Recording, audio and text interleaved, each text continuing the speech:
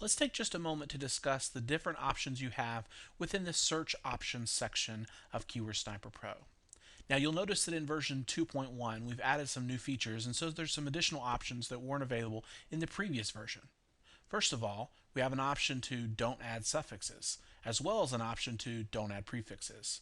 Now if we select these checkboxes, then any information in the prefix column or any information in the suffix column will not be included in the search. It'll simply just search the original keywords and look for the suggestions for those keywords. If we uncheck them, we can uncheck either one or both of them, then we would be including the prefix section and the suffix section. The second option is don't count results. And what this really means is don't count results on the first pass. And I'll tell you personally, I always leave this checked because I know already, I have a good idea of which keywords I'm looking for. And so I usually will leave this checked because I can filter first, and that saves me time in the end. Also, if you uncheck this, then you need to set your search delay higher because the search delay is the delay for both the keyword search as well as for the results count search. And because the results count search is much more sensitive and Google has a much better chance of banning your connection if you pull too many results too quickly, then I like to do them in two stages. So I always leave this selected, don't count results, and by default it is selected. The third option is to don't add the main keyword to the results list. Now, usually I leave this unselected, and basically what that means is when you perform a search, if we were to perform a search on healthcare, then healthcare would be included in the keyword list. If we check this box, then the exact term healthcare would not be included in the list, and only the suggestions, the keyword suggestions around the term healthcare would be included in the list. So I usually leave this unselected. I'm not going to discuss specifically what these different options do in this video. I'll explain that in another video, but just know that it's this section that you can select the different types of prefixes to use in your searches.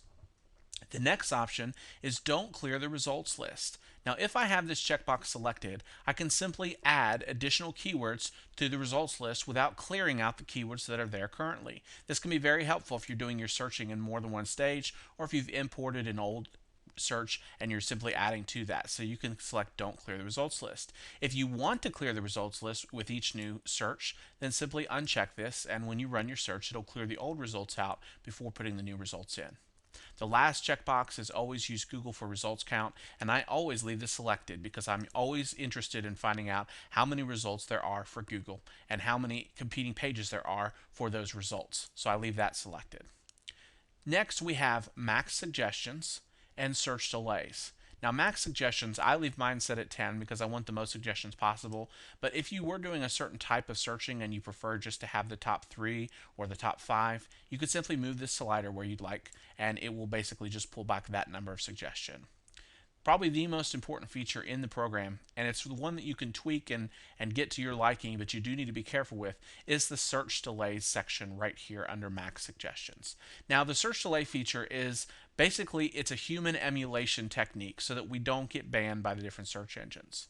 Now, if I'm doing a search, if I'm just simply searching for individual keywords and it's my initial search, I usually will leave this at 1 second simply because I can pull those results every second. And unless you're doing hundreds of keywords, you probably won't run into a problem. If you do run into a problem, you'll need to set this a little higher, and it just depends on what type of searching you do. However, let me clarify, if I am pulling results, this column right here, which is the number of competing pages for any of these keywords, I always set the search delay fairly high. Now, I might set it as high as 20 seconds, 19 seconds. I usually won't set it much less than 14 seconds, but keep in mind something.